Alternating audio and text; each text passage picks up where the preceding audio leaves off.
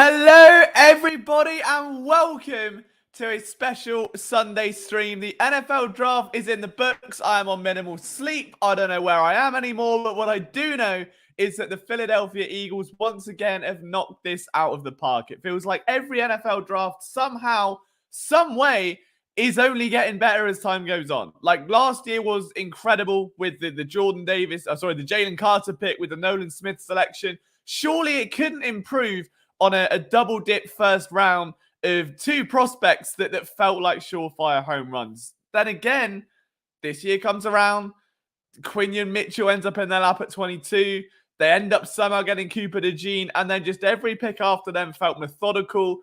There were 9 trades, a historic amount, the most in NFL history for a team that has made single trades during an NFL draft window. 9 trades that has now seen the Eagles fortify their war chest for next year's draft, as well as adding a ton of good, exciting players to watch. One of them was one of the draft crushes we got right here on this stream when we were breaking down tape in the run-up to the draft. We will get into that a little bit later on, but just here we are today, ready to grind out and look at some of these players and get to know them a little bit better, have some takes on the draft, how he's done overall. We were planning to do a live stream for the entirety of day 3. We were doing it for day 2 until I accidentally broke the stream.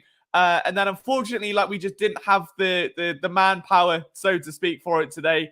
It would have only been me, I think, for the entire stream. And I was on a few hours sleep anyway. So I was like, well, let's reset. I'll do the written side of it, and then I'll do a recap so you all get a big hug at the end, and we can just bask in the glory of the general manager that is Howie Roseman, because I don't think there's anyone doing it better right now in the NFL. So Alex, with the first comment of the day, I'm not thinking what the actual F is Howie thinking. Chris says Howie is a wizard. A lot of milkmen on the team now. That's one way of putting it.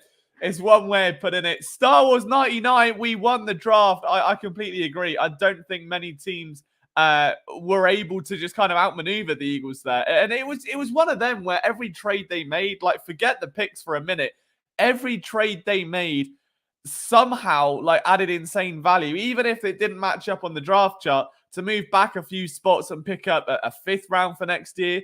The trade with Miami was an absolute steal to net yourself a 3rd round pick. They got a 4th round pick. They lost that 4th round pick in the DeAndre Swift trade originally. So to get that back in itself was absolutely huge.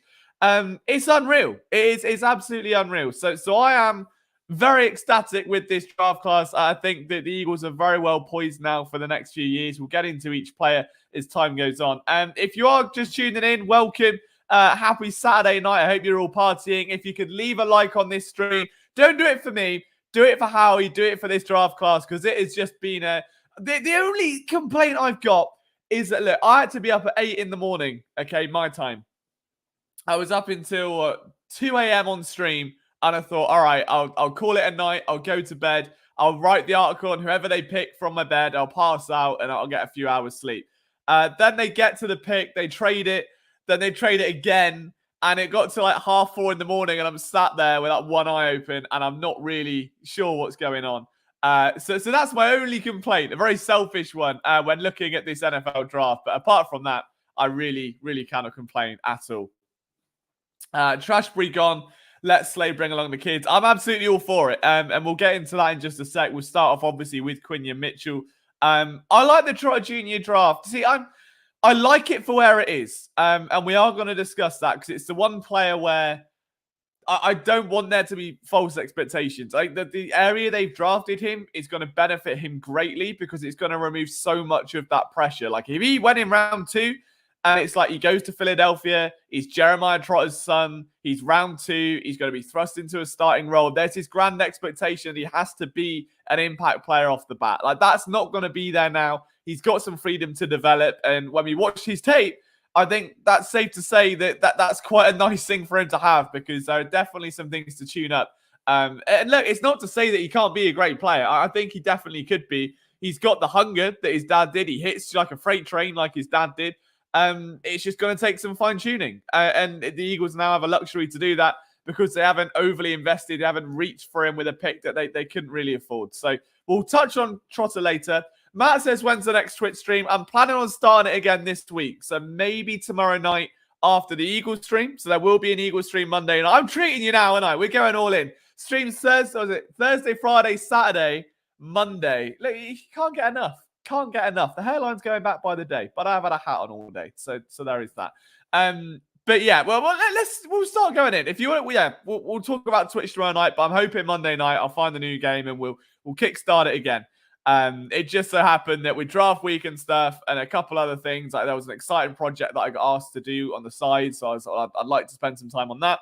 So I ended up not having the time I wanted to commit to Twitch, but it's all right. I mean, we'll be back this weekend. So, all right.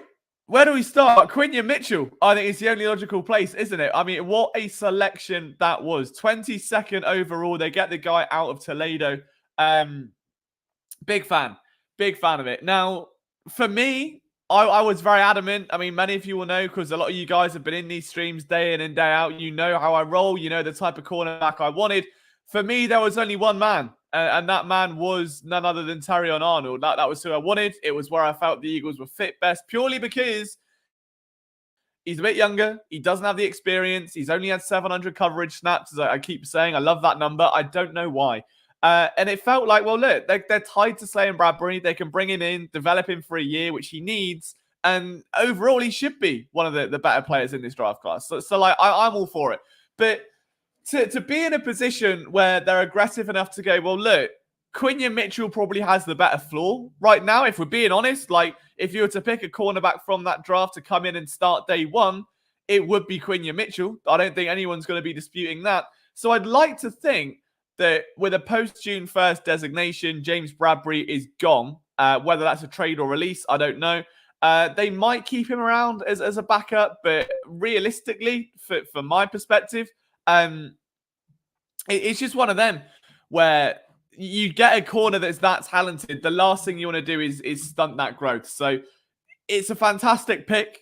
I'm very high on him. Like, we watched the tape. It wasn't gush-worthy for me. I wasn't like falling in love with him head over heels the same way I was Terrion. But I think part of that reason was because looking at the Terrion selection, like the age played into it. And I was like, well, he's a little bit experienced and he's going to come. Whereas Quinyon, I didn't really have that with. It was like, all right, well, this is a cornerback. He's a first-round pick. I'm expecting, Marshawn Lattimore-esque tape out of him. And it wasn't quite there. But, I mean, in terms of intangibles, like I was saying in that round one stream, I see so much of, like, almost what Rasul Douglas could have been, if that makes sense. Like, he's got the reach. He's aggressive at the catch point. He's a proper dinner cornerback. And for those that have followed my content for a while, you know I love that term, dinner corner, all right? You know, some guys are breakfast corners. They win at the line. They're hungry. They're very handsy, very aggressive to try and get a bump off that first step. Others are better at the catch point, and they're able to stay in the hip pocket. And Quinyon does that better than most. He's extremely fluid. Trust his instincts. And I think one of the, I can't remember the exact game or tape we were watching. There was a play where he's literally glued to the hip pocket of the receiver. His right arm's touched on the hip. And he's just over his shoulder, following the ball all the way over. Right hand there just the whole time. Not getting a penalty, not getting too handsy, but knowing that he can just stick in that pocket. Not even looking. He can just follow the ball and then react to it as a result. Very impressive. So Quinyon Mitchell for me, look, all I've wanted, if I'm honest, since I've started following this team is to see them draft a cornerback in the first round. That's all. I think every year I've been covering the team, I've been covering them since 2015. I've just wanted to see a corner in the first round. Like, I can't count the amount of times I've gushed over cornerbacks. It's not happened, or you hang your hat on one, or there's a third round guy or a fourth round guy, and it doesn't materialize. To finally get a guy you can hang your hat on and go, all right, this is it now. This is 4 years, hopefully 5 or more, of a corner that comes out of college looking very, very efficient, very productive around the catch point. And I'm a sucker for cornerbacks, a little over 6 foot, have gangly arms like me, and can just swat passes away like it's a hot summer evening and there's flies sprinting around. I'm a big fan. So I'm a big Quinyon guy. To me, it's a no-brainer there to get that pick. I'm happy we've got Trotter. We'll get to Trotter. I promise. I promise we'll get there. I've seen a few comments about Jalyx Hunt. We will get there. We will get to. I promise. That one for me is very, very exciting. It's The Senior Bowl tape was weird because I know the rep you're talking about, Daz. I want to pin the comment there just for a second, if you don't mind. And thank you for the comment. I hope you're having a lovely evening, sir. The rep that people are talking about, obviously, is the one where he's gone on one-on-one with the lineman and he's just doing this and he's not really gone anywhere. If that was a run block rep, which I assume it was, but assume it makes an ass out of you and me, as we learned. So I don't know. But the tape that you can find on YouTube is much more flattering. The downside of that is obviously it is against like B-level competition. So the reason they've got him is the athleticism. And we'll get to. I said we'll work our way down. Otherwise, we're going to be zigzagging all over the place and going to and from and trying to find things in between. So we will get there, Daz. I promise you. Johnny Wilson, Mark's a fan, 6'6" wide receiver.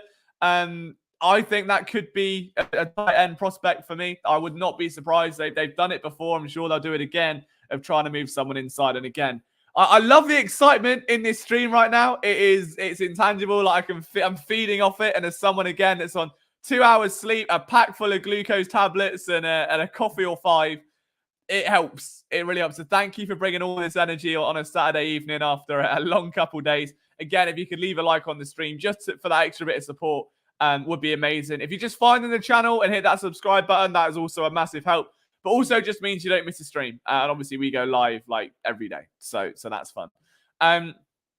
This is a W draft. Absolutely. Completely agree with that. Yeah, it's been an absolute roller coaster. For me, hello, Tom, and time for UFL football. Nice to see you as well. Jay Fizz is in.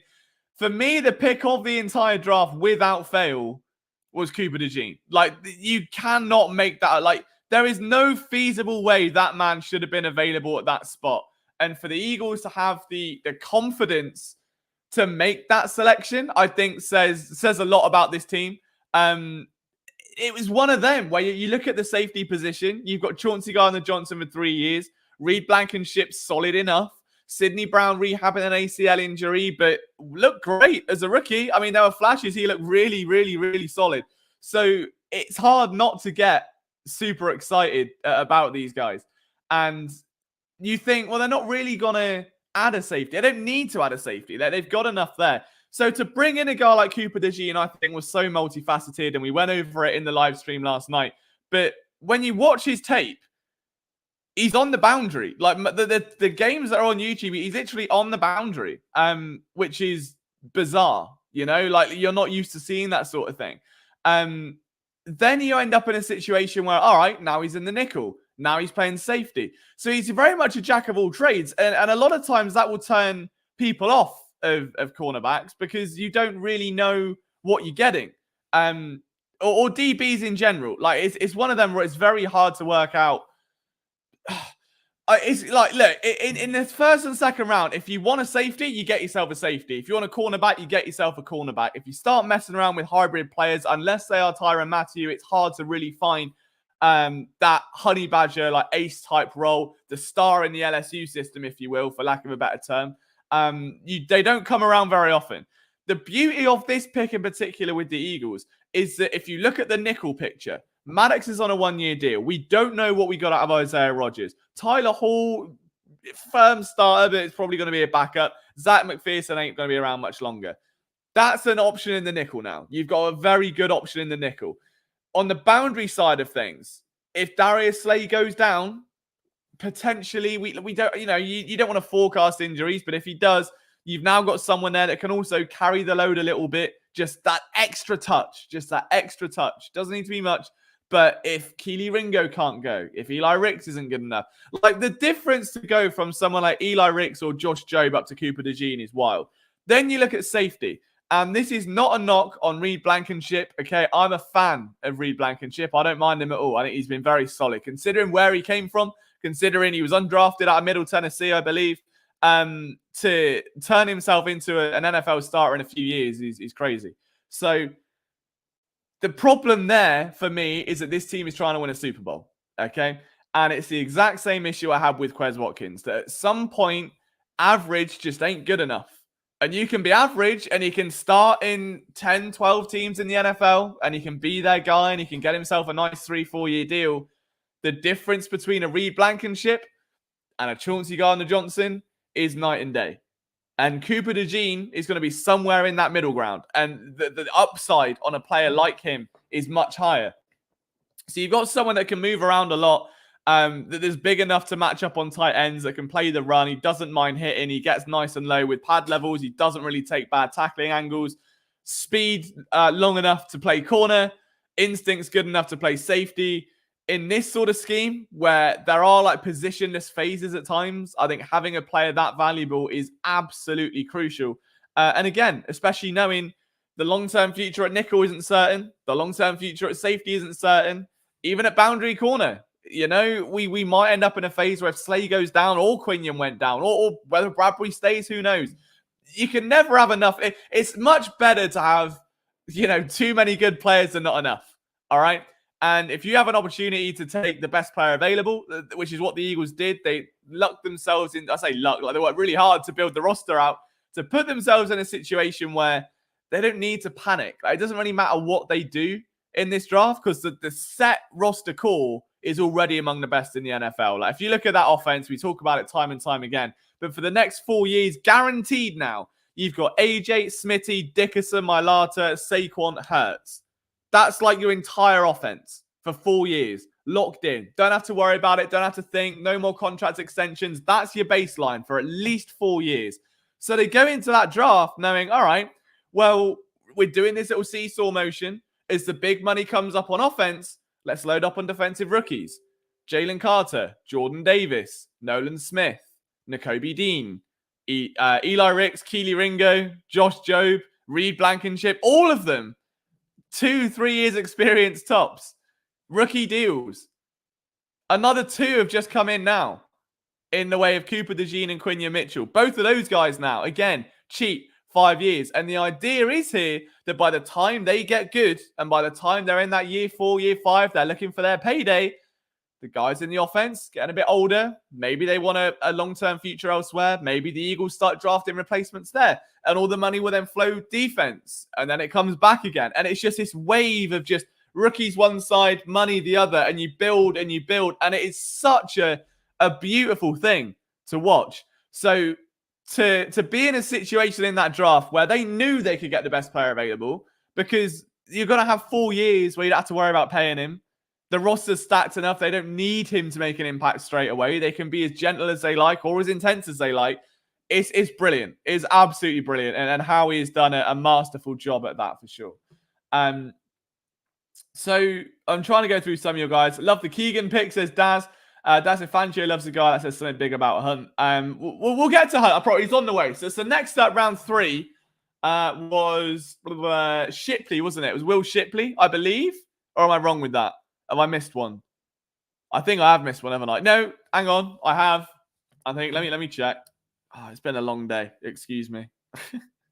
I think Shipley was 3. No, Shipley was 4. So 3 was, I'm getting it. It wasn't Hunt. Oh, it was Hunt. It was Hunt. You're right. Sorry, it was Jalyx. All right. So you're going to love this, the people that are doubting him now. I had a weird feeling he was round 5.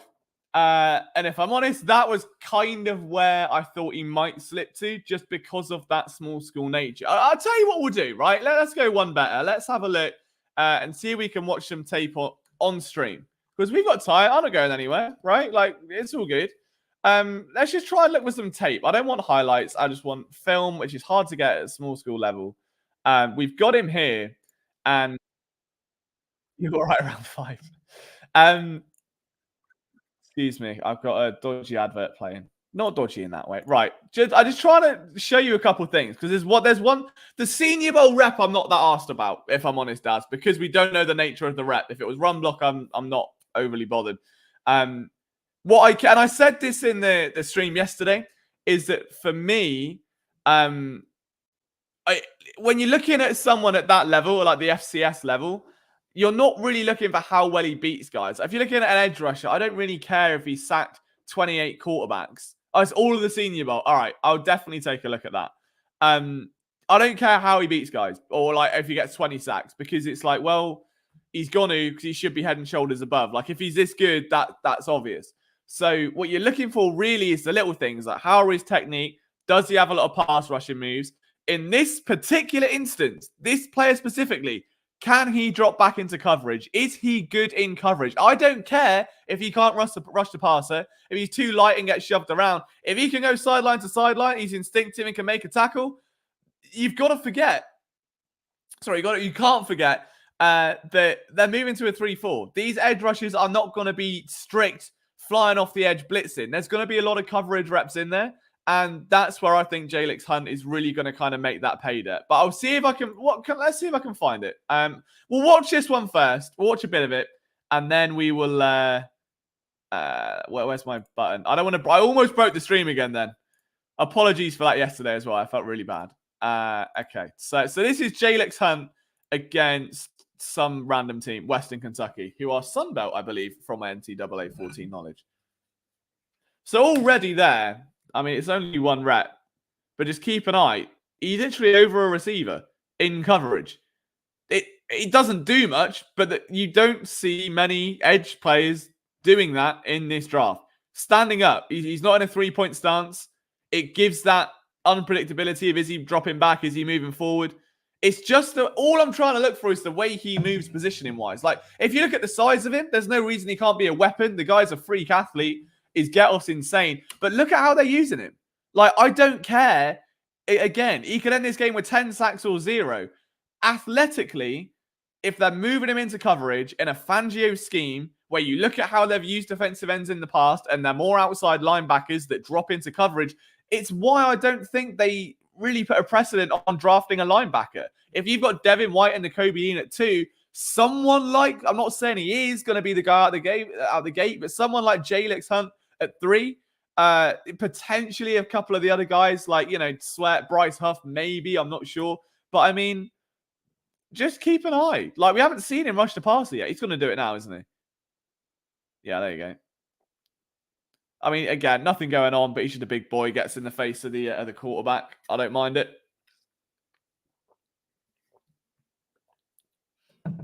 So again, coverage rep. There's just a lot of coverage reps, and I genuinely think that's going to be the de facto thing of, like, if he's a high character guy and he's a freak athlete and he can drop into coverage at that size. That one was a bit bad. I'll level with you there. That wasn't great. I think he got a just bad angle, isn't it? Struggled to read it. Yeah, bad angle, and then yeah, shame. It's all right. He just bit on the move. I mean, it happens. But just look at the size of him compared to everyone else. The man's built like the Big Show. Do you know what I mean? Like, still turns up there. I don't mind. Yeah. He's look at the state of him, man. Running around like prime Joel Embiid out there. Like, to me, it's just like, it's more usage. Like, look, why is he over there? That's exactly what I'm trying to say, is that there's just a little bit more you can do with him. Whereas, and not to discredit him, because they're not the same player in the slightest, but someone like a Chop Robinson doesn't offer that versatility, I don't think. And then even there, it's only a limited rep. And I know, you look at the type of block he's encountering here, the guard's then pulled away. But just look at the reach and the distance he can put between himself and a lineman here in comparison to what you see. And again, this is where you've got to be really selective with what you watch with lower tier players, because again, so much of it is skewed, if you will. So just look at the reach there and the difference that the length of that arm makes. Like, you could crawl under there. You could literally fit a pram or a buggy under there, and he's just able to turn and go.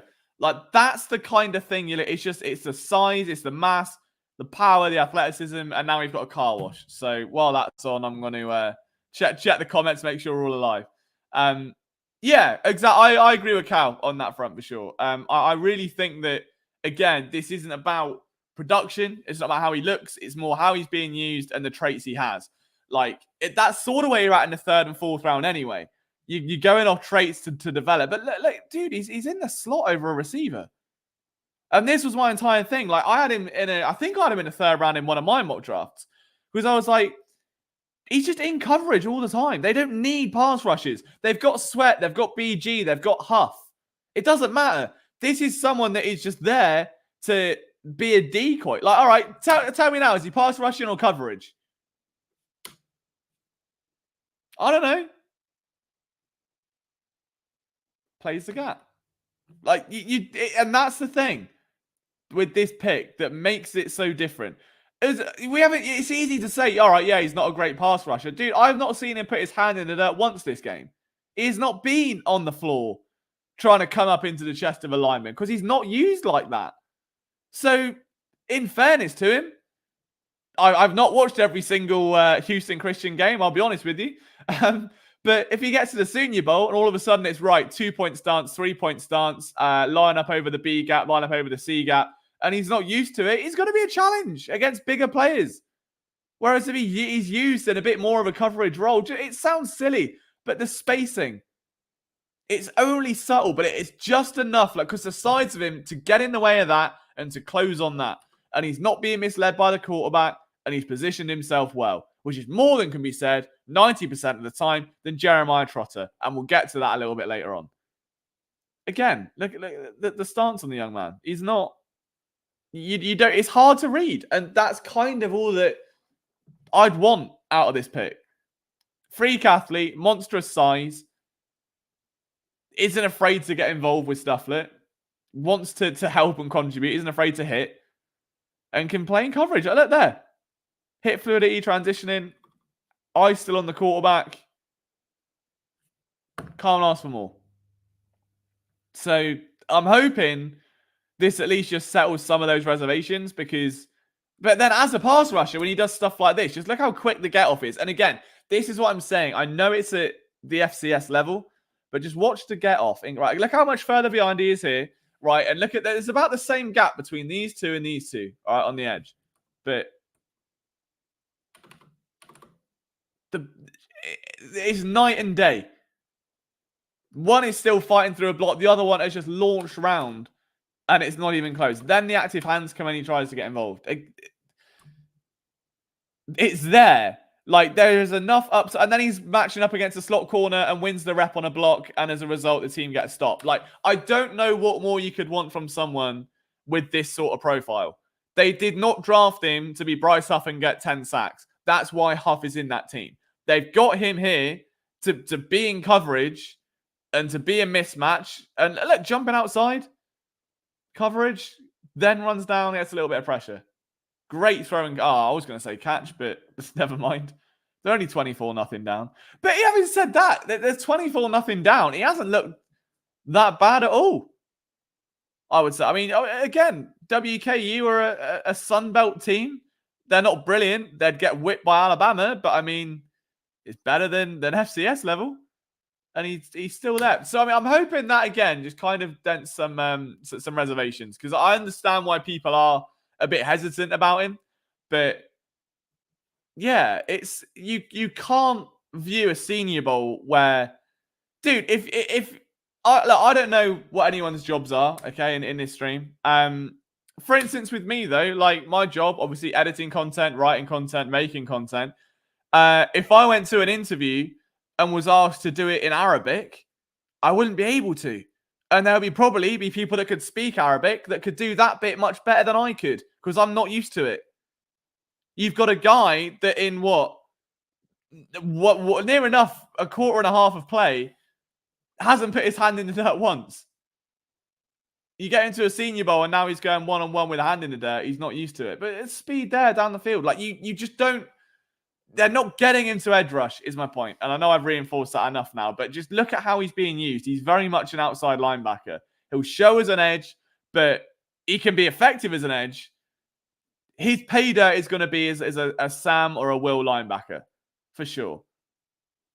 Like, imagine, you know, a 6'2" wide receiver seeing that opposite. He's not going to move like a corner, but he moves like a linebacker.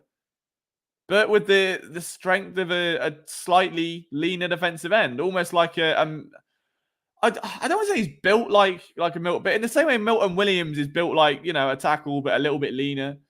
He's like if you stretch Milton Williams out vertically, it's sort of what you've got. He just dwarfs everyone size-wise, like even the linemen. But yeah, that's that. There you go. That's Jalyx Hunt, and that's what I'm hoping. Yeah, we have a little bit more clarity on why he was selected. I mean, I'll look at the Senior Bowl tape anyway, because I think it is important, but at the same time, I'm not putting, I know people, the Senior Bowl really is, you know, there for teams to like network with players, to meet players, to get tabs on them and do their due diligence. It's not really about whether they're exceptional or not. They can boost their stock, don't get me wrong, but I mean, it doesn't really matter that much.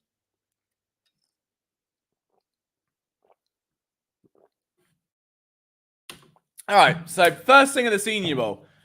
When have we seen him at all in a 10-point stance with his arse in the air as a 6'5", whatever he is? What does it say here? 6'3" 3/4. He's 6'4", right, with 34-inch arms, and he's got hands in the dirt. We haven't seen him do it, and even there, just watch the burst.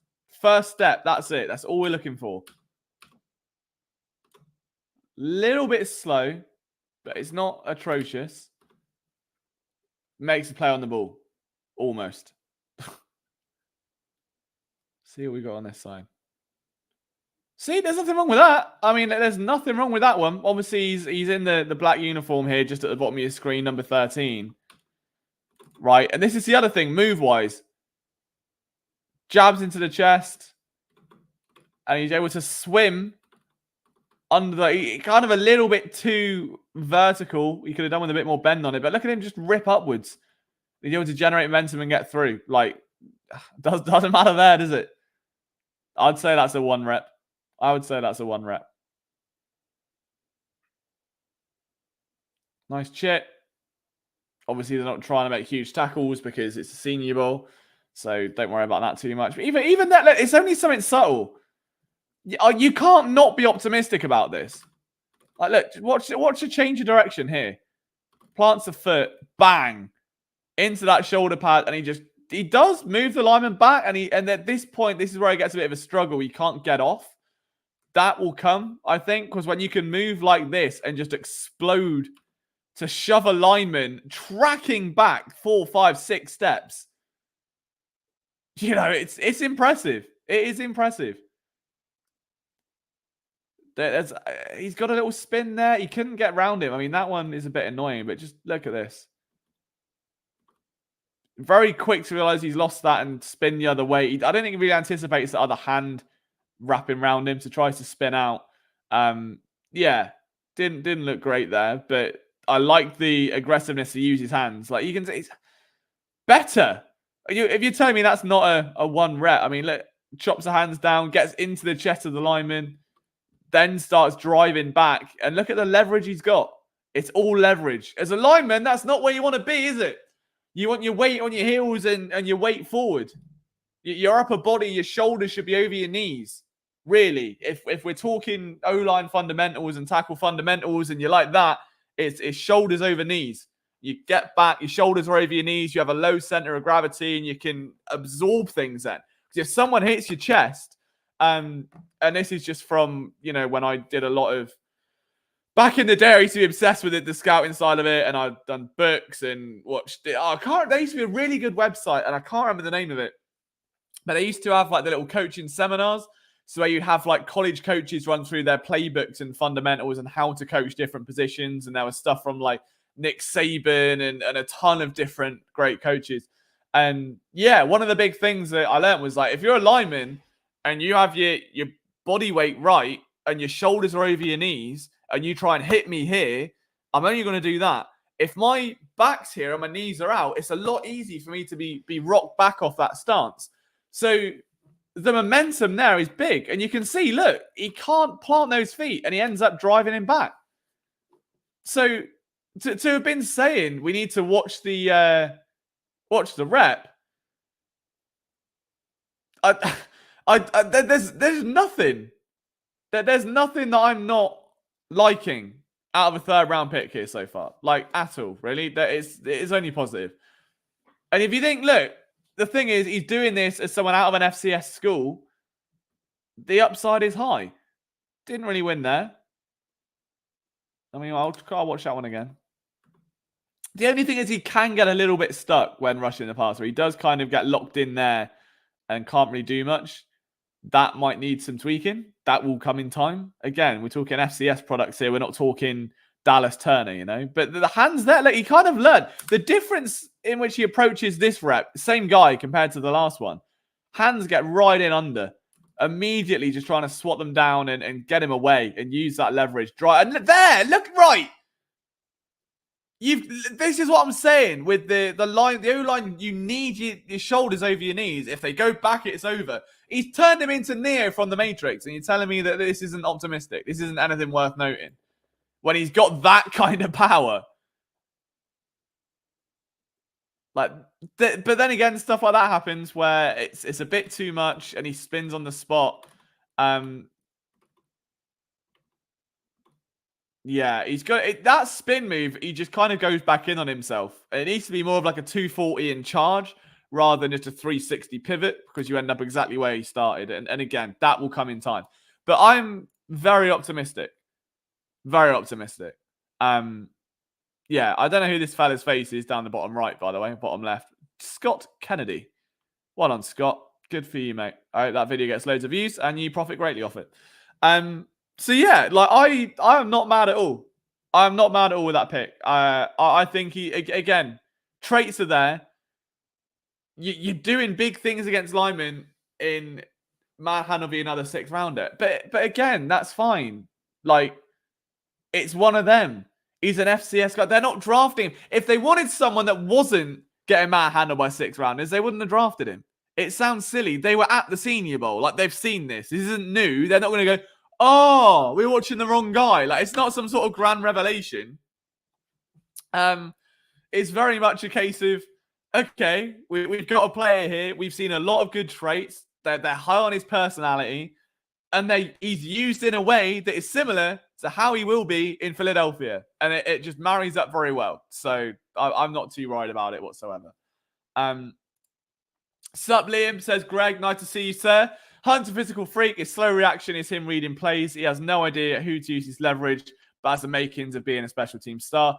I was getting Jordan Mailata vibes. It's funny you say that. I mean, dude, this channel back in the day when I was on the YouTube grind properly, the first thing that really blew up was the Jordan Mailata film room stuff. Shout out to the OGs that remember the Jordan Mailata film rooms in the preseason that year and going through his technique and how they changed him over the course of just a few weeks to then doing it again the next year.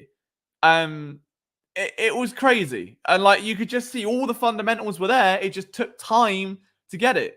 And I'm not saying it's going to be that level of development. You can't say he's going to be a superstar in the making, but if you can just take ingredients, which is what we're doing here, I would much rather take a flyer on a guy with all the ingredients and you can't bake the cake than a guy that has a half-baked, out-of-date cake and you get food poisoning.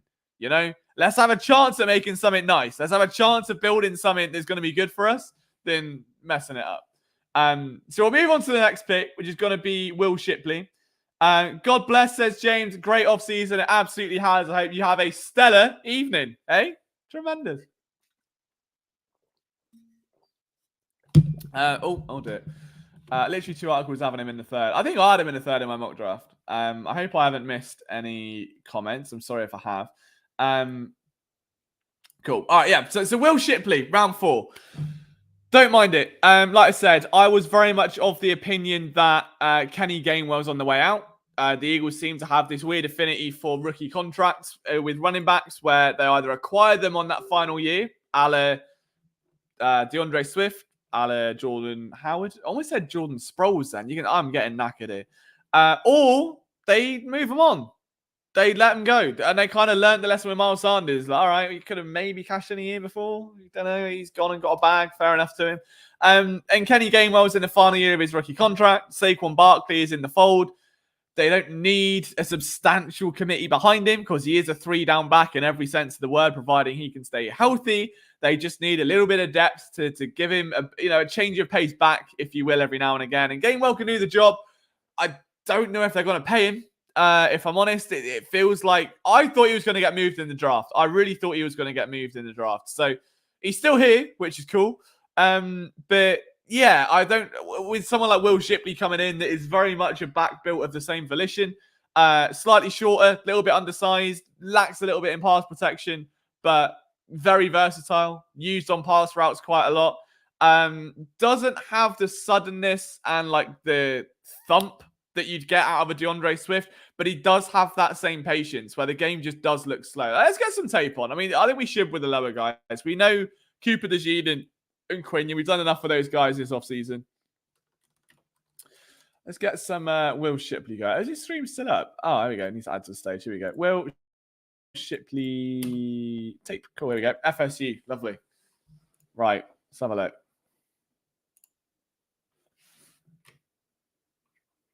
Yeah, all you're looking for really is somewhere. It's just how they run and the running style they have.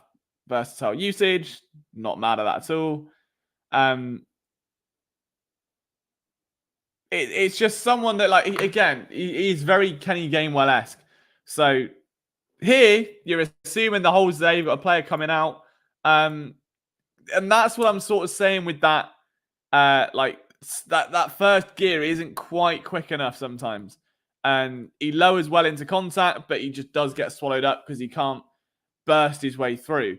But having said that, he commits to holes. Like, he knows where he's going from the jump, commits to that, and as a result, you normally end up with positive yardage. Like, I mean, that was a rare exception, I think, to the rule from what I've seen. But even there, I mean, it's only really because you've got him coming down, you've got him there. There's nowhere really for him to go. So, it's, yeah, you're taking your medicine, really.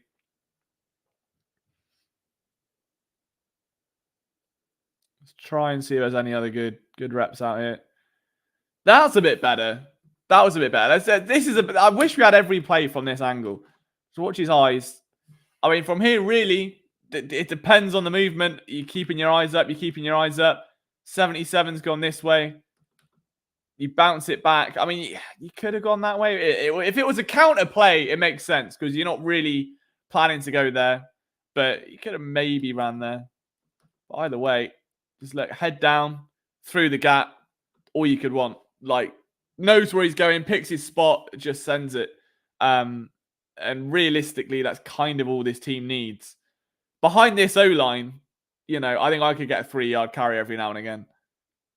I see some of that speed, a little bit of shiftiness out there. So he can make people miss. Like, he's not totally inadequate from an agility perspective. He just doesn't have that suddenness that a lot of these agile backs do. But even there, just the quick shimmy, we'll try and watch it again. Very nice. Like, you can see the power in the legs, and he's just able to launch out of that left, keep his pace up. The long speed, I think, might be an issue at the NFL level. Pass pro definitely is. I mean, we saw that then. He's got absolutely ruined on that one.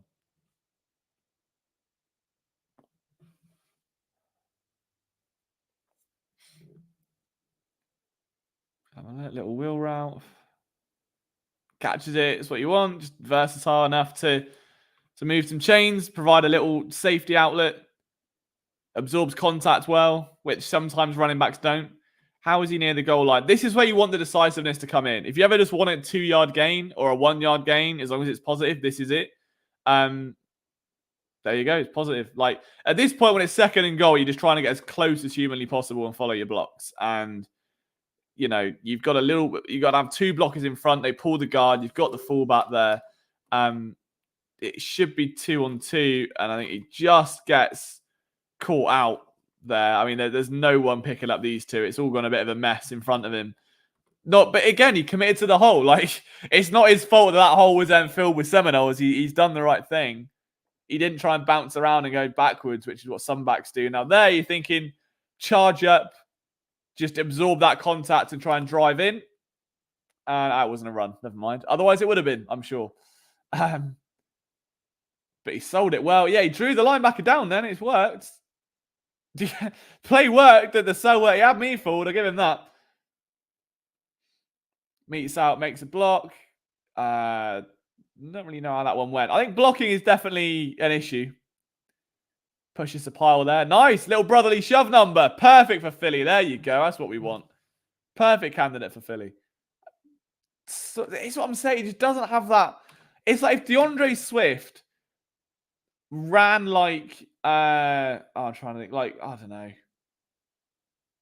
Well, I don't know. If DeAndre Swift just had no speed, kind of what Shipley's like.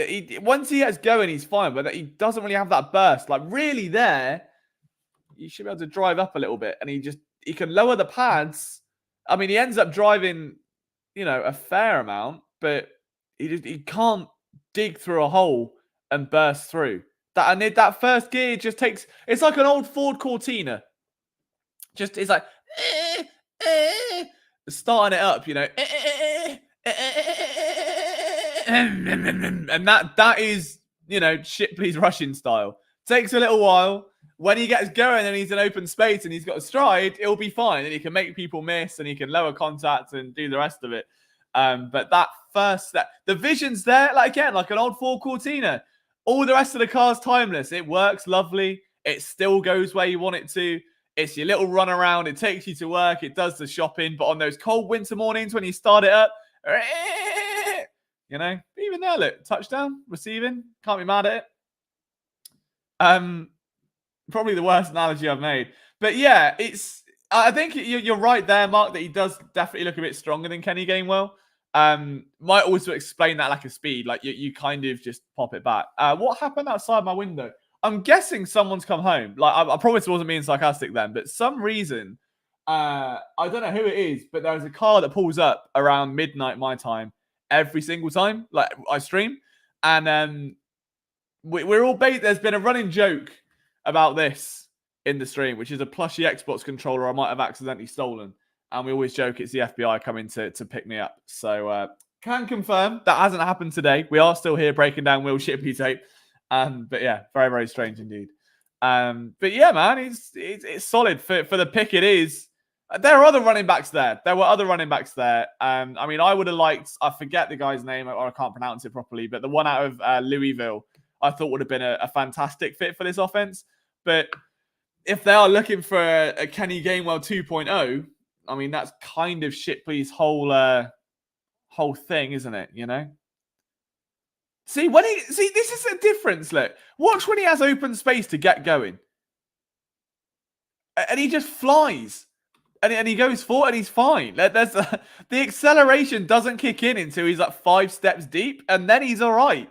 But until then, it's just like, again, it's a cold car on a winter morning, and it just can't quite kick into gear. But yeah, it's look, I'm not mad at it. There's a lot worse you could do with that pick. He's begging for that ball there, wasn't he? He was really excited for that. At the goal line. Yeah, see, I like that. I really like that. Just from a commitment perspective, knows where he's going. Look, as much as his body's moving, this is what, again, it's the intricacies with the draft. Like, you're not really looking for... The problem is, if you look for production and nothing else, you end up with JJ Arthega-Whiteside. All right? Like, if you look for traits and the subtleties and you can build on them, I think that's the better way. And if you just watch the helmet angle in relation to his body, the head is looking over here. The body is kind of facing there and turning. Head's still going that way. Head's still going that way. Head's still going that way. And he's not really caring. He's committed so much to that, and it allows him to drive forward. He knows where he's going. He is a decisive runner. And I think look at that. There we go. Much better. See, and this is the thing, like, behind this Eagles offensive line that will get momentum and space, give him half a chance. When he gets going, it's there. It just takes him a minute, look. Out of the shotgun, you've probably got a little bit more room to work with. And just look, as soon as he can commit, right, one step, now he can fly. Bang. But it's when he's like in an intermediate position and there's contact around him, he struggles. But I mean, hey, the intangibles are there. The intangibles are there. Brush your teeth, my sons. He might mean me because I'm British, in which case he's not wrong. He's not wrong.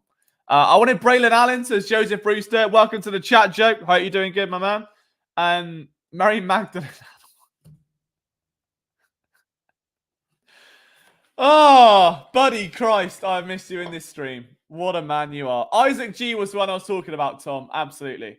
Time to track undrafted free agents. Yeah, I forgot about that. Oh, gosh, it never ends. I just want to sleep. I just want to have a nap, bro. I wanted Marshawn Lloyd. I didn't watch any tape on him. I definitely wanted to. But yeah, we've watched enough of Will Shipley now. We know where we're at with that. So the next pick after Will Shipley, if I'm not mistaken, I need to double check this. I'm pretty sure it was my boy, the man that, look, I had him graded the second highest receiver that I did. Ainias Smith. I gushed over that young man. It was, yeah, Ainias Smith, Texas A&M. I will get my spreadsheet up because it is quite cool to share, really, if I'm honest, like just to go over it. So if you're new to this stream, I know we've got like an inflated number of people here, which is obviously fantastic. I do stream normally Monday, Wednesday, Friday. So Eagles coverage, analysis, all that good stuff. Would normally a little bit of sprinkle of British sass in there. If you think that's for you, again, if you're going to hit that subscribe button, if you can hit like, it helps a lot. And I hopefully see some of you on Monday night. But in terms of wide receiver, make it a bit bigger for you if I can. I can't. That's lovely. There we go. Too big? There we go. Cool. So this is how I graded wide receivers. That these are, I didn't grade all of them. These are the ones just that we watched on stream together. And all this, the point when I'm grading players is that I'm not doing it from a general prospect standpoint. I'm doing it from traits that the Eagles look for. So for instance, if we look at defensive end, it's a different category to what most people would be looking for. Like, yeah, I'm more looking at coverage and instincts and that sort of thing rather than pass rushing moves and that, you know, it is what it is. So for me, at wide receiver, knowing they needed a slot guy, the priorities were a bit different. And Ainias Smith, for me, like, he's not the quickest. He's not the strongest, but he's versatile enough to be used anywhere. He's instinctive enough with his route tree where he can, you know, he's ran quite a lot of them at Texas A&M in terms of the shapes of them. Like, he's run most of the tree. Very soft hands. Makes great catches away from his body. And he's not as quick as someone like a Quez Watkins. He doesn't have that breakaway speed that will change a game, I don't think. But he's zippy enough and sneaky enough to be a real factor. And I'm a big fan. I was a big fan of Ainias Smith. Thinking that he was going to be a third-round pick, I was like, look, the thing with these grades for me is like, look, if you can get someone in the third or fourth round that has a similar grade to someone in the second or the first, that's value. They're not going to be the same player, but if they've got similar traits for what I'm looking for, that's a good pick. Same can be said, if I'm honest, at linebacker. Like, just not trying to segue too much here, but my main star of this draft that I fell in love with was Trevin Wallace. And you look at someone like Edgerrin Cooper, 46.5. Peyton Wilson dropped with the injuries. Junior Colson. Trevin Wallace, I believe, was a second linebacker off the board. I think. And no one had that coming. No one knew. I was preaching it all day. I was like, that guy's going second round, if not early third. I can't see him going later than that. He's a baller. I think Colson went second, sorry, and I think Wallace went third.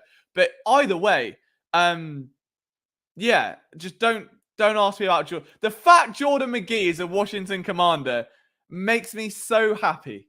Makes me so happy. You have no idea the joy it puts into my soul. It is stupendous.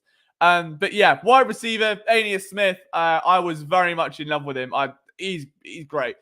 There is a worry, I'll level with you, that there is a worry. And the concern is, I also graded John Hightower very highly using the same method. Okay, I also graded Jalen Reagor very highly using the very same method. So I have a tendency to find receivers that fit what the Eagles are looking for, and the Eagles tend to agree. Like, this isn't a new thing. For some reason, this happens a lot. Like, whenever I grade receivers, I'll find some random fifth-round guy, and then the Eagles end up with them. And it's happened like 3-4 times. Hightower was one. Reagor's a first-round pick, so it doesn't count. But there have been a couple corners. It wasn't Milton. It might have even been Tui Pelotu. Matt Pryor was one of them, I think. There's been a few where I like what I look for tends to marry up quite well. And I'm not saying I'm sort of scouting genius, because I'm certainly not. But I do like put a lot of time into trying to find the right.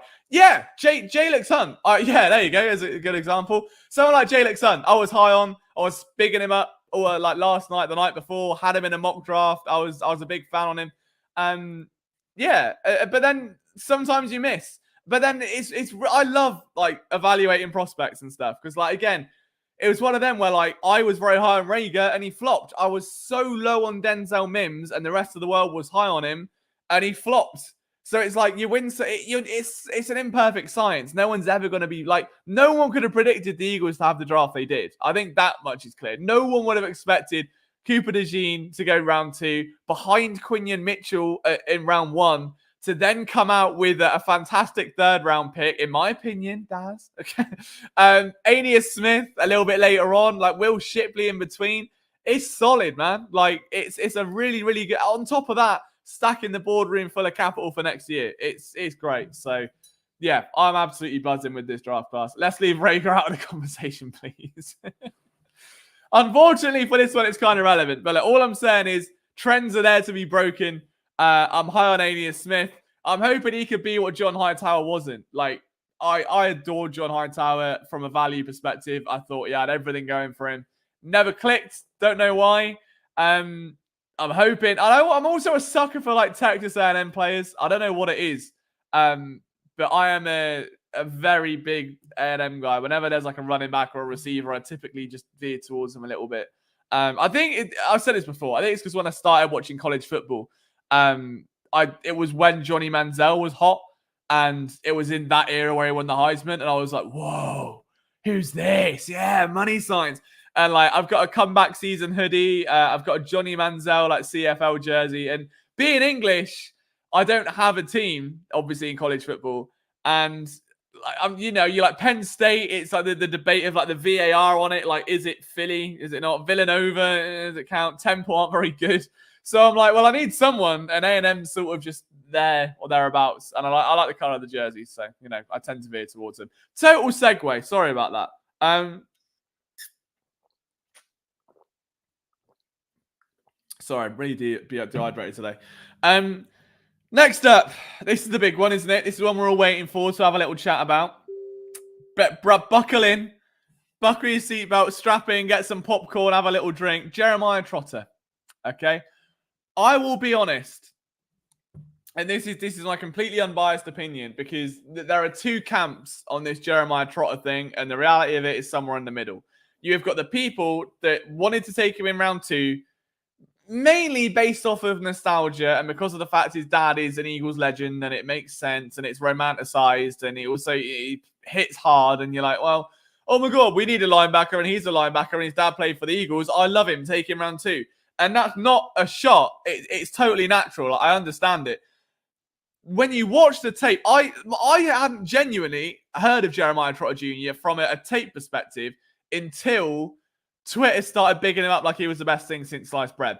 So when I started doing these streams and breaking down prospects, the first name that I got told to go over was Jeremiah Trotter. So I was like, well, kind of have to. It's fitting. Dad, former Eagle. And you put the tape on, and it is so underwhelming. And he's built. He's physical. He's got the tools. He hits well. Slow. Just slow.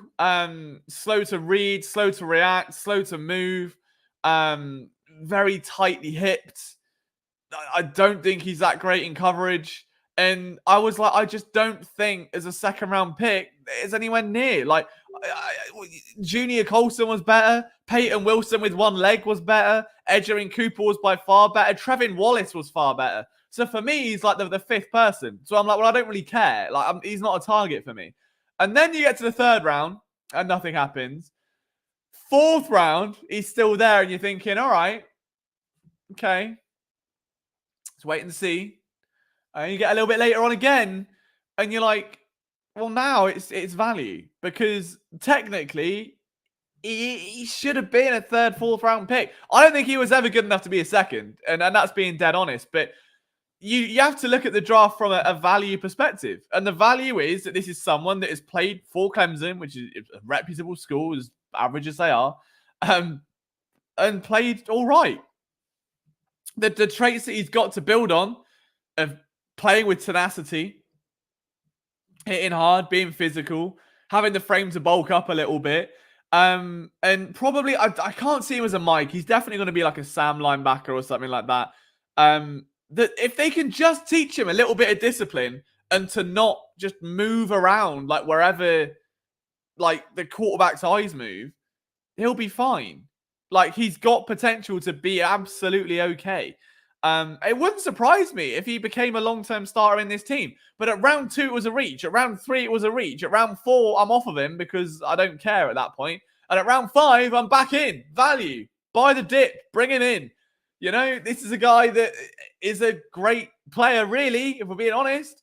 It's just what the Eagles need, which is... The thing is, if the Eagles had a great linebacker room already and they were established and there were no concerns about Devin and there were no concerns about Nakobe Dean and there was someone else other than Jalyx that was going to probably be on the other side of it, you'd be like, yeah, man, take him in the 4th, give him a shot, give him time to develop. But because there is no linebacker on this team, really, that matters, you have a name like that and there's pressure and a stigma attached to it and you expect instant performance and he's just not that guy. If it was Trevin Wallace or Edgerrin Cooper, he probably would have been.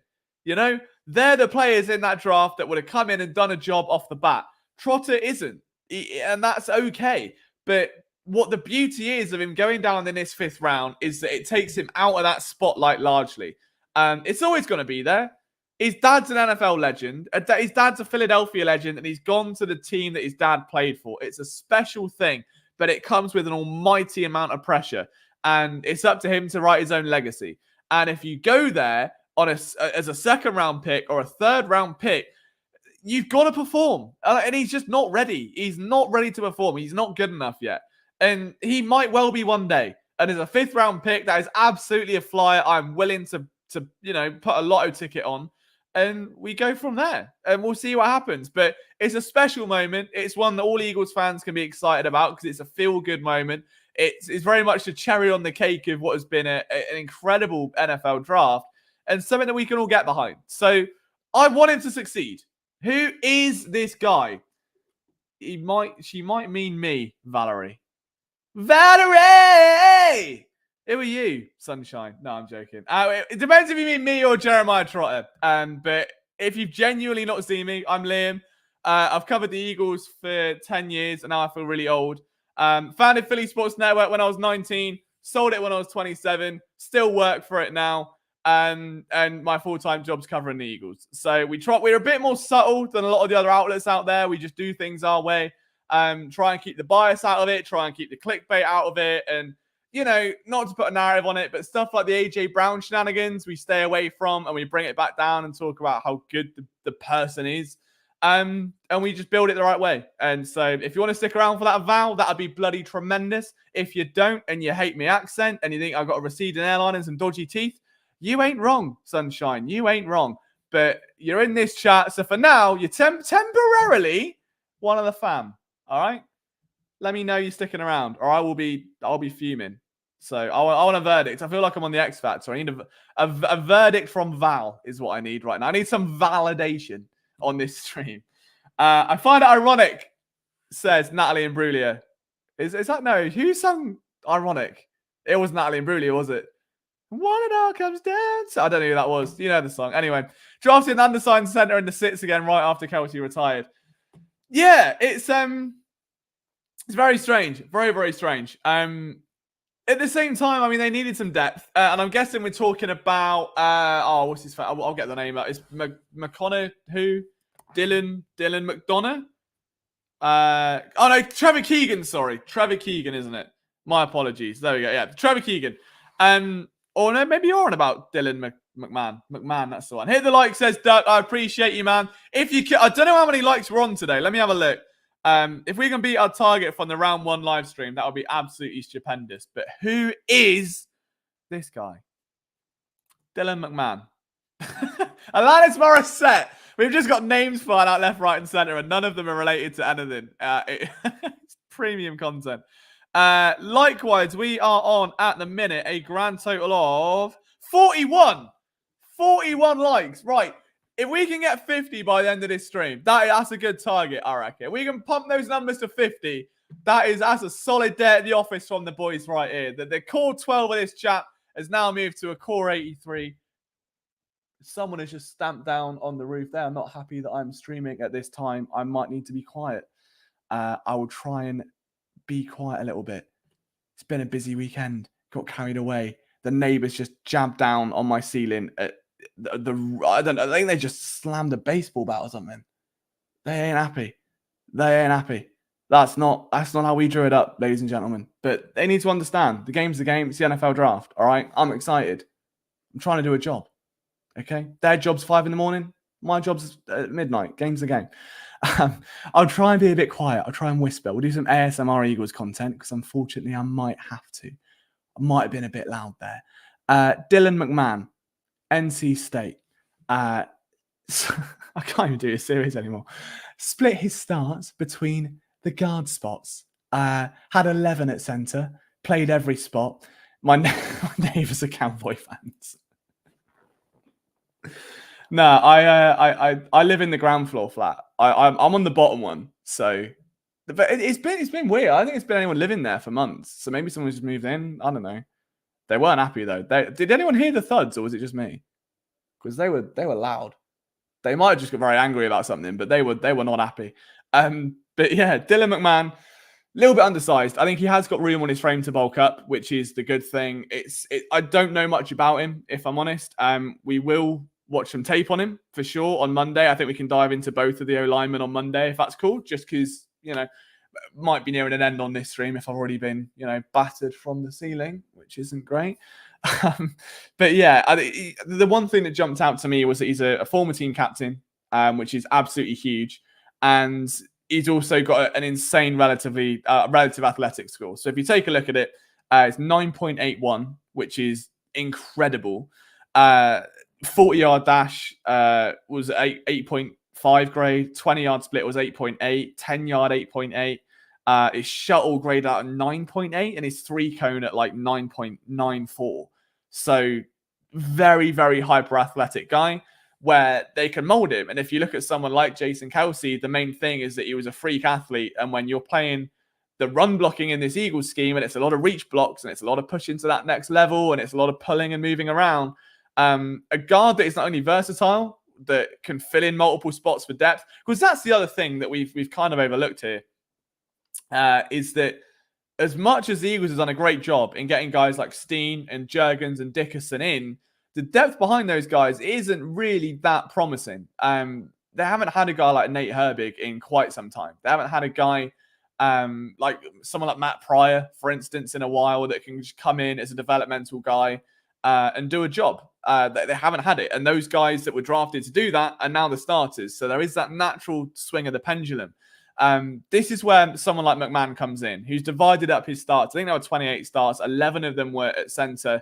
And again, former team captain, freak athlete, versatile, can be plug and played down all over that interior offensive front. And if someone like Dickerson goes down, if Jenkins goes down, if Steen goes down, you've got a swing guy that can fill every hole. And it saves you needing to necessitate like 2 or 3 extra players. So, yeah, very, very important. Very, very important. Good pick for that round as well. So we'll get into the tape on him another day for sure. Just want to shout out Nemshi Makapana. I hope I pronounced your name right. Hey, man, love the coverage. Watching from Jamaica. What a man. Shout out to you, Nemji, for watching from Jamaica. Let us know where you are watching from right now. Obviously, I'm in England with my neighbour battering down on my ceiling, which, look, I stream on Twitch and scream at 3 a.m. They never give a shit. I don't know why they're kicking off now, but game's the game. All right, they're obviously not Eagles fans, so what can you do? But yeah, let us know if there are any other like international Eagles fans watching this stream. It's quite fun to know. But yeah, shout out to Nemshi. That's really sick, man. I'm glad you're enjoying the coverage, and thank you for hanging out with us, because it's a lot of fun. Draft weekend is always my favorite of the year for streaming. I'm sorry we couldn't have the live watch along for all 4 rounds, but yeah, we were a little bit short staff-wise today, which meant it was kind of just me flying solo, so I didn't want to burn myself. Like, there's only so much of my voice you can handle in one day, and if it's 4 hours straight, you're all going to end up like Val, who might not be with us anymore. She's not died. She asked who I was, and she's ran away. Bless her. Didn't even ask my number. Shame, really. Lack of riz on the young man. Lack of riz. Duchess Arita Robinson from Philly. Love that. I bet you are having a whale of a weekend after that draft. Duck says, I looked him up on PFF and had him at 310. I'm sure they put some weight on him once they have meetings with it. Just feed him some burgers, feed him some cheesesteaks. He'll fatten up when he gets to Philly. Give him some cheesesteaks. He'll be there in no time. Two more picks to get through then. We have... where are we? Have I missed two? Oh, I missed... Oh, it's one more. The one I missed. We've done the two linemen. Johnny Wilson might be the most intriguing scratch your beard name in the NFL draft, I think, from this Eagles selection at least. Just read out a few metrics here. 6'6", 231 pounds. Played as a receiver. Now, I've not watched tape on him. I'll be honest. Like, I won't like. This is what I'm saying. Like, this is why we're different from a lot of other. I'd like to think a lot of other outlets. I'm not going to lie and pretend I know about a player when I don't, because that doesn't do you guys any good. Doesn't do me any good. Because when the guy turns out the total opposite, and you go, but Liam said he was really quick, and he's like slow as anything, doesn't help anyone. So we learn together, and I think that's the nicest part about this. So we will watch some tape on Johnny Wilson and the two linemen on Monday's stream. But 6'6", 84 catches, 1,500 yards, and 7 scores in 23 total appearances for FSU. The Eagles did actually host him on a top 30 visit, which I think is quite interesting. They've obviously done their due diligence. They were maybe looking at taking a flyer on him. My thing is, I think he might be a tight end, like convert. When you look at someone like Tyree Jackson and a couple of the other guys that they've had they've tried it. They've tried big receivers moving to tight end. It's not a new thing that the Eagles are doing here. I mean, it's weird at slot because obviously you've got Paris Campbell, Devontae Parker. You've now obviously just added in Ainias Smith. I don't think you need a 6'6". I mean, look, the other thing with him is that realistically, there's no real depth at the minute behind AJ and Smitty. And if one of those goes down, do I want to see Devontae Parker running at 3 miles an hour? Probably not. To someone like Johnny Wilson, 6'6", in the red zone, just alone, is kind of going to be a matchup nightmare. Whether they flex him inside, whether they run him as a tight end, whether they shuffle that around, I don't know. I'm excited for training camp for that one reason. I want to see what they do with him. But you're talking about just a mammoth lab-built specimen that can probably move on the inside as a soft pair of hands. He might lack the bulk to be tight end. They might want to fill him out a little bit. Again, he could be part of that cheesesteak brigade for a few weeks. But again, if he's big enough and can run routes and catch balls and could just come in the red zone and high point something that goes to the far corner over his back shoulder, worth a 6th round pick or whatever it ended up being, it's really not that bad. So I'm intrigued. We're going to watch some tape on him on Monday. Hopefully I can be a bit more lively again because the fucking neighbors have ruined it.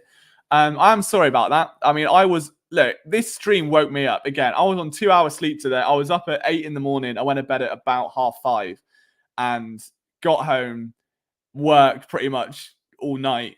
So I was flagging, and this stream sent me back into life. It was like a shot of adrenaline, and I think I might have got a bit overzealous with the excitement levels just because of the draft and the energy you guys were giving. So sorry if I'm about to calm it down a little bit. I just don't want to get punched by my neighbor. If I can avoid coming to this stream with a black eye, that would be great. Okay. Oh, wow. Okay. Tariq Owens, son of Terrell, signing with the Niners. So we've got a full-on Jeremiah Trotter 2.0 thing going over there. So that's interesting. Moving Johnny Wilson to tight end, if you can't block, it doesn't help that much because we have that in-house. Yeah, no, it's a very good point, Duck. Very good point. Yeah, I'm intrigued. It's definitely an experiment. Again, not the first time I do it. I doubt it's going to be the last. You'd like to think, what's the saying? Throw enough shit at a wall, some of it's going to stick. I'd like to think one of these guys is going to work out. Grant Golgotera is in that same vein, only he's a bit quicker and still can't block. They lost some blocking prowess in Jack Stoll. They've still got Albert O. He's in there, and they've obviously just added our former Jets guy. Oh, what was he called? Former Jets tight end. I forgot what it was. What's he called? Oh, it's going to really bug me now. Jets, tight end, Eagles. What's he called? CJ Uzomah. That's the one. Former Bengal. Yeah, so you got Uzomah in there as well. So there's some level of stability where you can afford that experiment. It's not like previous years where it's like, well, there's your tight end too. Like it or lump it, you're going to have to stick with it. So hopefully that one works out. Seems the league's still rigged to favor Kansas City. It'll be difficult to win the Super Bowl. I don't know, man. Like I like the Eagles' chances with this roster. I'm very intrigued to check out the betting odds and just see where they're at, because I think there's going to be a big pendulum swing there. The thing with the Chiefs is just that they've been there so many times, they get used to it. Like big players make big plays, and they continue to do that over and over again. It doesn't matter who's on that team. It's a culture thing. It very much is a culture thing. Like, they can will themselves back. They've got the best quarterback of a decade to do it.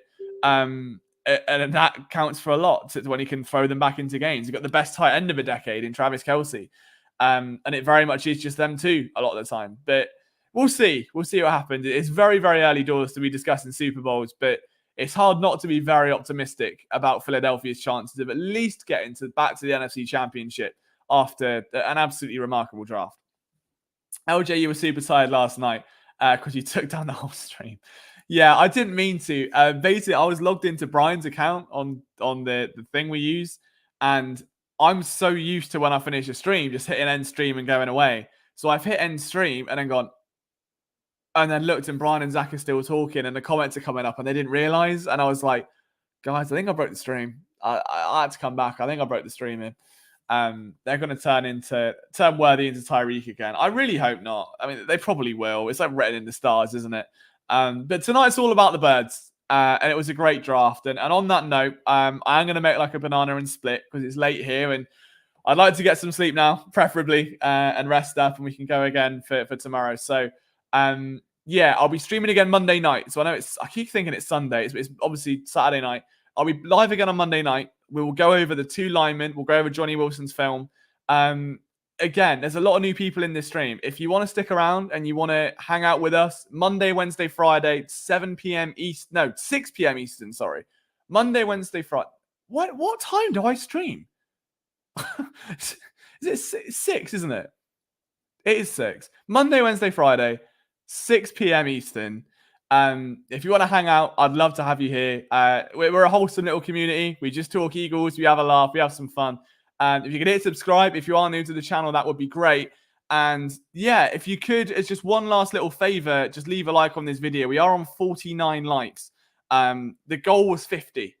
If we get one more out of you, that would be, there it is. Whoever that was, real MVP. I bet it was Val. I bet it was Valerie. She's one of the boys now, isn't she? She's in. We love Val here. Didn't have a clue who I was. I don't know what she walked into. I think she was like trying to watch, I don't know, anything. Young Sheldon. She's trying to watch some random TV show on YouTube, and she's found me. Bless her. You're at 51. We're at 51. Stupendous effort from all of you. Thank you. So just really quickly before I go, just a massive thank you to everyone for this weekend. Yeah, the draft week's always very chaotic at PSN. But it's my favorite weekend of the year. And we had a 5-hour live stream on Thursday night. We had like a 4-hour live stream yesterday. I'm back here doing it solo today. We had the articles out earlier. And we got obviously the undrafted stuff and some analysis coming tomorrow. We'll be back again on Monday. So just that, I mean, it means a lot. Like I said this last night, but like the NFL draft itself is so special because it's the first time you get to properly look at guys, and your team is drafting someone, right? Like that could become your favorite player. And if your first memory of that player is shared with little old me and little old PSN, that means everything. Like I will never forget when the Eagles drafted John Hightower and I lost it and my arms were going and I was screaming, and someone posted the video on Twitter on their phone and they were watching it on their laptop and they were just filming the reaction and like laughing and then showing the TV and then like showing their dog. And it was just like it's little, like, oh my God, someone's getting like real joy out of us being idiots, really, and talking football. And I'm trying not to get soppy, but it just means the world, man. It really does. Like, I've been doing this nearly a decade now. I'm 29 years old and I still have just as much fun doing it. And I know YouTube hasn't always been there. Like I was very heavy on it early and it burnt me out, and I focused on the website, which was great, but I'm happy to be back. I love doing these streams. I love interacting with you guys. I love the banter. I love the Tuesday in it, the water bottles, the comments on the hair. I love it all. Like you guys are absolutely remarkable, and I'm just so grateful to share this with you. So before I genuinely start crying, because you can see my eyes are probably going a bit, gonna hang up the boots there for tonight. But just love you guys to bits. Thank you for all the support. I will see you on Monday night, and yeah, we'll break down some Eagles prospects. Go Birds! Have a great weekend and enjoy reaping the rewards. Have a beer, have a cold one, have a chocolate bar, whatever your guilty pleasure is on a Saturday night. enjoy yourselves, and just bask in Howie's glory. The Eagles back on track for a Super Bowl. I'll see you soon. I can't find the outro. I'll see you soon.